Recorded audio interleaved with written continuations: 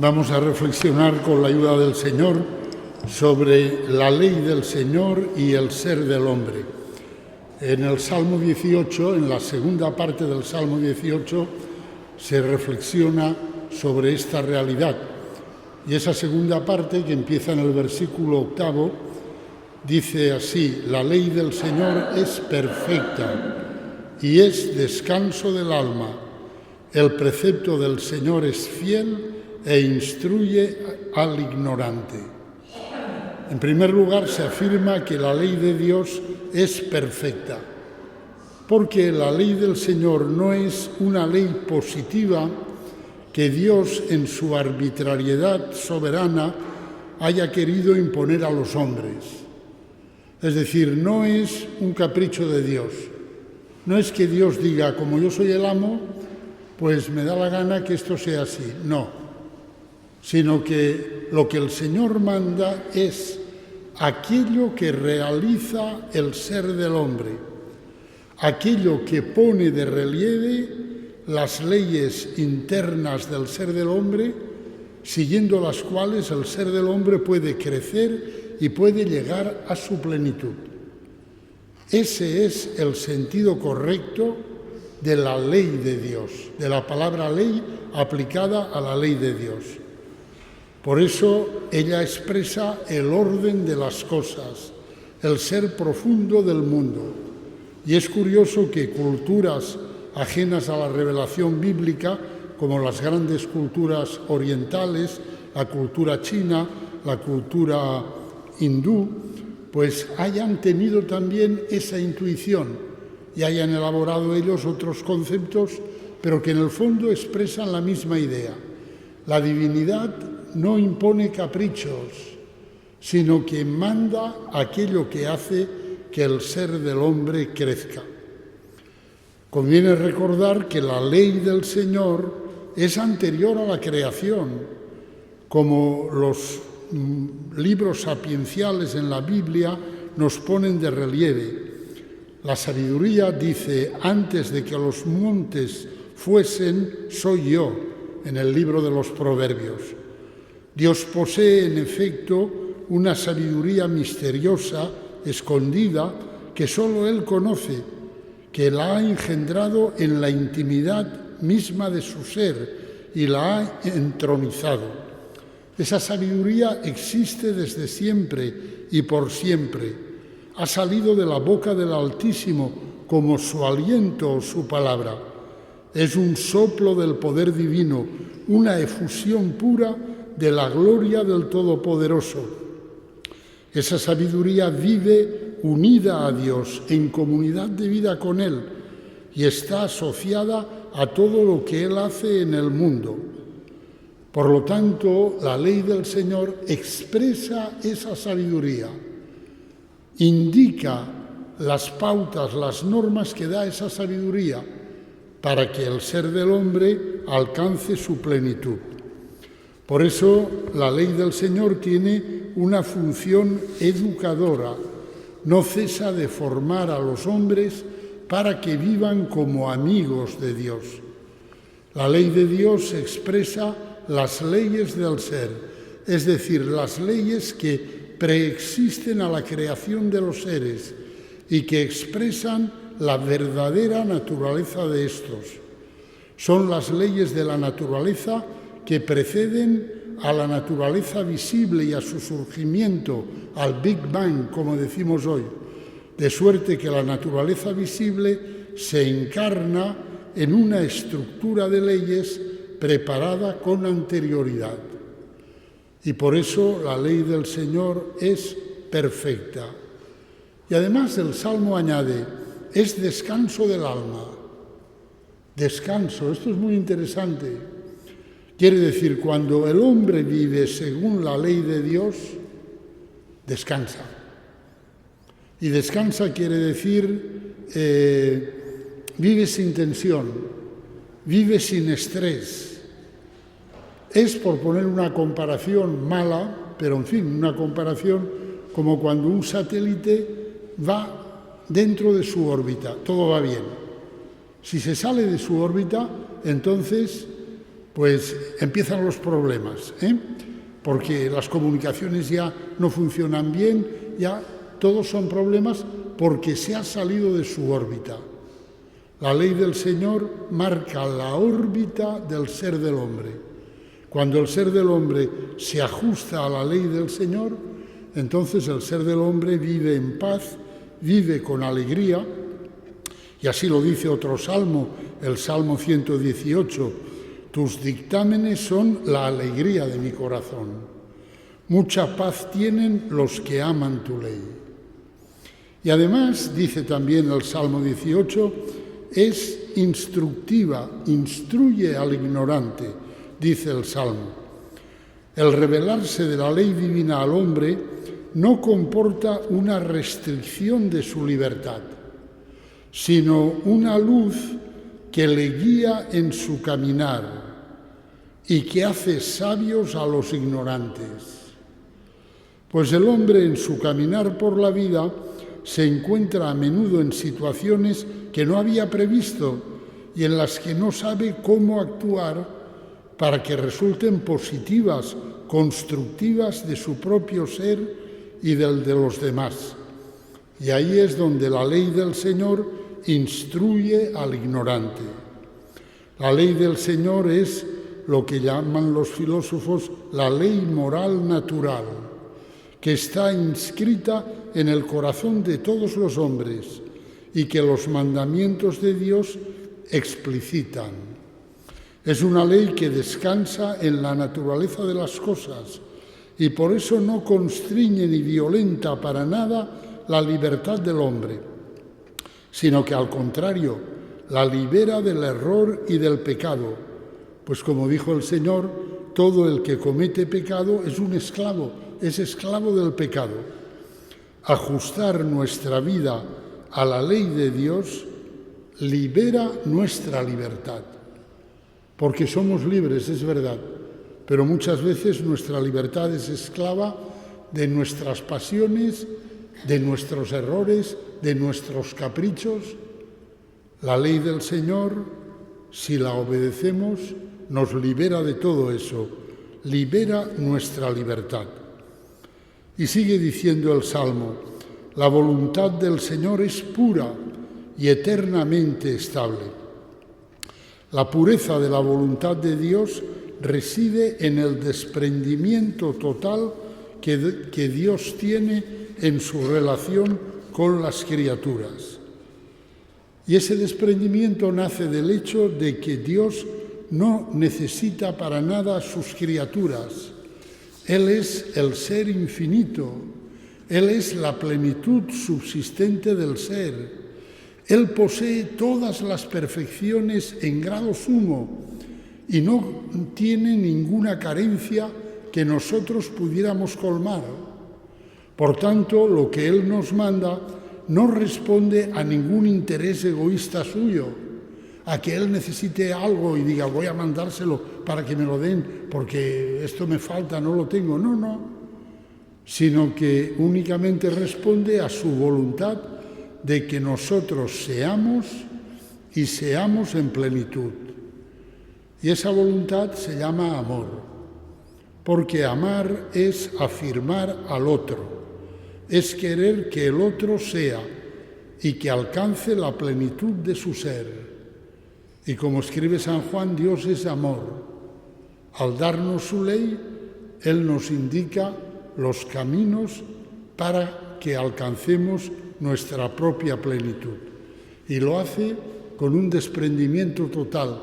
Él no va a recibir ningún bien de eso, pero nosotros sí, vamos a recibirlo y Él quiere que nosotros seamos y seamos en plenitud. Y sigue diciendo el Salmo 18, los mandamientos del Señor son verdaderos y enteramente justos, más preciosos que el oro, más que el oro fino, más dulces que la miel de un panal que destila. Que los mandamientos del Señor son verdaderos y enteramente justos se entiende perfectamente, puesto que son la expresión de las leyes del ser. Los elogios a los mandamientos del Señor están más que justificados, más preciosos que el oro, incluso que el oro fino, más dulces que la miel de un panal que destila. Y ahora el Salmo pasa a hablar del ser del hombre. Y lo primero que dice es: aunque tu siervo vigila para guardarlos, los mandamientos, con cuidado, ¿quién conoce sus faltas? Absuélveme de lo que se me oculta. El hombre, a diferencia de los animales y de las plantas, no permanece por sí mismo en su ser, sino que vive a menudo en los márgenes de su ser, como queriendo salir de sus límites y probar otros modos de ser, como queriendo transgredir su propia esencia. Esta es una tendencia en nosotros, consecuencia del pecado original, y es que parece que no nos resignamos a existir en nuestra propia esencia, sino que queremos acercarnos al borde de nuestra esencia, de nuestro ser, y asomarnos y entrar en otros lugares, en otros espacios. A esta tendencia alude el misterioso relato que encontramos en el libro del Génesis, en el capítulo 6, de la unión entre los hijos de Dios, dice el texto, que significan seres celestiales de distinta naturaleza que los hombres, y las hijas de los hombres. Es un relato breve, misterioso, pero que en el fondo pone el dedo en este hecho. A veces nosotros con facilidad nos queremos salir de nuestra esencia, de nuestros límites, queremos transgredir los límites de nuestro ser, y eso es fuente de desgracia para nosotros. Ese breve texto dice que de esa unión nacieron unos hombres insolentes. Interesante. Tú te quieres salir de los límites de tu ser. Eso es una insolencia. Eso es una arrogancia. Eso es una falta de humildad. No quieres ser lo que eres, sino que quieres tú determinar con tu libertad cuál va a ser tu ser. Amigo, ahí hay un peligro. Esos seres insolentes se creían superhombres y provocaron el pesar de Dios por haber creado al hombre. Después de decir esto, este breve relato, el libro del Génesis dice: le pesó al Señor de haber hecho al hombre en la tierra. Cuando Dios ve esa insolencia, ese no querer existir en los límites que Dios les ha dado, esa tendencia al exceso, ese querer salir de los confines propios, pues Dios se arrepiente. Dice: no debería haberlo creado. Es un texto que, aunque sea breve, nos debe de hacer pensar. Esta característica del hombre proviene, como he dicho, del pecado original, que fue precisamente una transgresión de los límites propios del ser del hombre. De hecho, la serpiente antigua, es decir, el diablo, tentó a nuestra madre Eva diciendo: seréis como Dios. Pero vamos a ver, criatura, la primera lección que hay que aprender es: yo no soy Dios, ni lo voy a ser nunca. Pero claro, suena también eso de seréis como Dios. Y bueno, ya sabemos lo que ocurrió. Y en el hombre esta tendencia se produce desde entonces casi de manera espontánea, sin que tenga que revestir siempre la forma de una sublevación consciente ante Dios. Es posible que haya hombres que de manera consciente se rebelen contra Dios porque quieran ser Dios. Pero la mayoría de las veces eso ocurre sin esa conciencia. Es como si fuera espontáneo en nosotros. El hombre, si quiere ser fiel a sí mismo y a Dios, tiene que vigilarse a sí mismo para controlar esta tendencia al exceso, para que su ser no resbale hacia senderos que lo perjudiquen o lo deterioren o incluso lo destrocen. El deber de vigilancia es un deber que el propio Señor nos inculcó. Velad y orad para que no caigáis en tentación, que el espíritu está pronto, pero la carne es débil. Velad, es decir, vigilad. Pues el hombre, por esa tendencia que tiene a vivir fuera de los límites de su ser, él mismo cae en tentación, porque él mismo, en cierto modo, se pone en ella, la va buscando.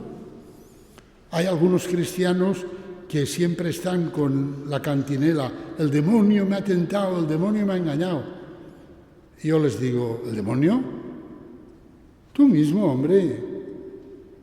Si el demonio no necesita molestarte para tentarte a ti, tú mismo buscas la tentación. Porque lamentablemente eso es lo que nos ocurre a todos muchas veces si no estamos vigilantes. Y por eso el Señor dijo: vigilad y orad. No dijo solo orad, sino también vigilad. ¿Qué es lo que tiene que vigilar uno? Hombre, su propio corazón. Tiene que estar vigilando su propio corazón, no vaya a ser que de momento el corazón le gaste una mala pasada. Aunque la tentación no es el pecado, es el vestíbulo que nos puede conducir a ella, al pecado, a él. Por eso se hace necesaria una vigilancia que el Salmo recuerda: aunque tu siervo vigila para guardarlos con cuidado tus mandamientos. Tu siervo vigila. Y de esta situación del hombre surge una pregunta inteligente: ¿quién conoce sus faltas? El Salmo se hace esa pregunta. El hombre, en efecto, a diferencia del ángel, no es un espíritu puro, sino un espíritu encarnado. Ello significa que no es completamente transparente para sí mismo, que su autoconciencia nunca es perfecta y total. El ser del hombre, como decía Santa Teresa Benedicta de la Cruz, que como sabéis Edith Stein fue una gran filósofa, ella decía: el ser del hombre se asemeja a un cirio encendido. Es una luz, porque tiene conciencia, porque tiene espíritu, porque ve, pero es una luz que nace de algo opaco, de una materia opaca. De ahí que nadie puede estar seguro de conocer todas sus faltas, todos sus pecados. Ni siquiera un hombre espiritualmente tan poderoso como San Pablo. Por eso San Pablo escribió: cierto que mi conciencia nada me reprocha, mas no por eso quedo justificado. El Señor es quien me juzga. Como diciendo: yo me miro a mí mismo y creo que no tengo pecado, pero vete a ver qué dice el Señor, porque Él sí que ve todo mi ser. Yo no veo todo mi ser. También escribió San Pablo: así que no juzguéis nada antes de tiempo hasta que venga el Señor. Él iluminará los secretos de las tinieblas y pondrá de manifiesto los designios de los corazones. Entonces recibirá cada cual del Señor la alabanza que le corresponda. Yo soy un misterio para mí mismo. Cada uno de nosotros lo es. Y ninguno de nosotros está seguro de todo lo que lleva dentro. Solo el Señor lo sabe. Por eso surge una petición muy lúcida que hace el Salmo: absuélveme de lo que se me oculta. Es decir, yo vengo a ti, Señor, a pedirte perdón de esto y de esto otro y de lo demás allá, porque sé que eso está mal, pero a lo mejor hay otras cosas que yo no veo. Absuélveme, Señor, también de lo que se me oculta. El orante sabe que es muy probable que tenga pecados de los cuales no es consciente, pecados que tal vez no se hayan materializado en un acto objetivo, visible, pero que han significado un apartarse de Dios, un salirse de los márgenes, un exceder los límites, un jugar con el peligro con una gran frivolidad, incluso una rebeldía contra Dios. Hay estados de ánimo de los que a lo mejor en parte soy culpable. Y yo me hago el víctima. Digo, es que tengo este estado de ánimo.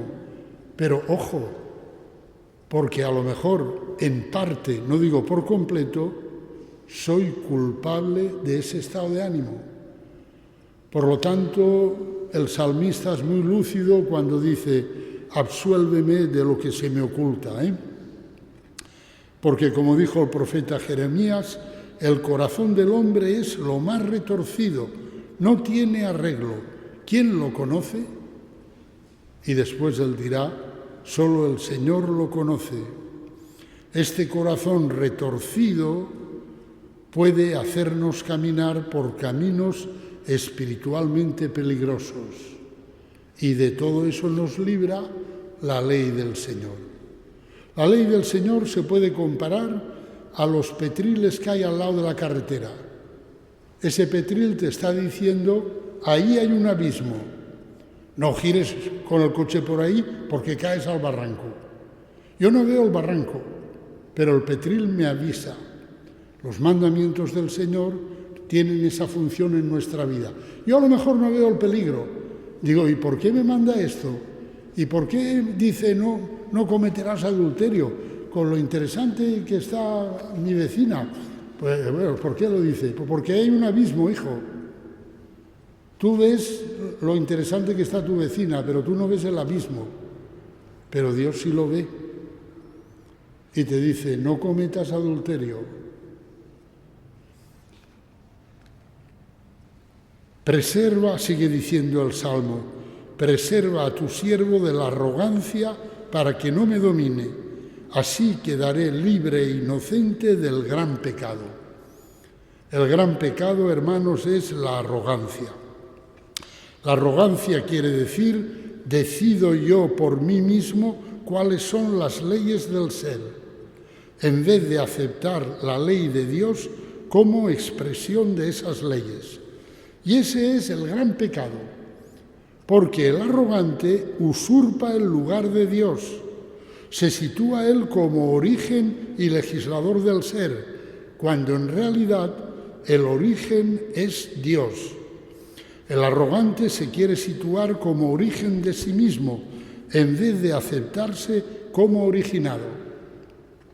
Y hoy en día hay una ideología terrible que se llama ideología de género, que está basada en esta arrogancia. Yo decido de qué sexo soy. Lo decido yo, porque quiero. Porque a mí no me impone nadie nada. Ese es el gran pecado, la arrogancia. No aceptar que soy una criatura y que Dios me ha dado un ser determinado de una determinada manera. A lo mejor a mí me habría gustado otra determinación, pero la que me ha dado es esa.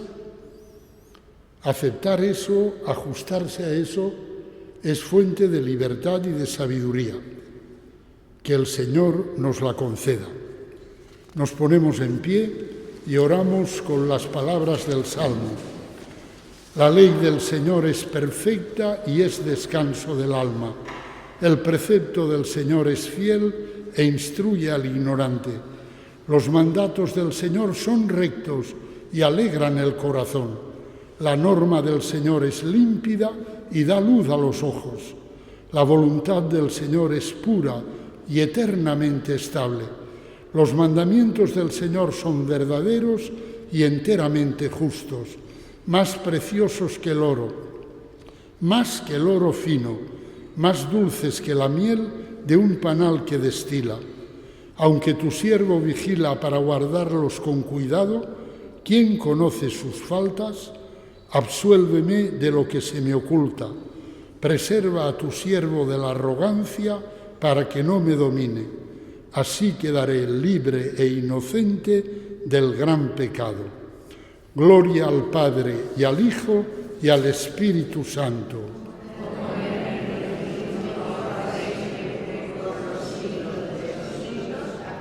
En el nombre del Padre, y del Hijo, y del Espíritu Santo.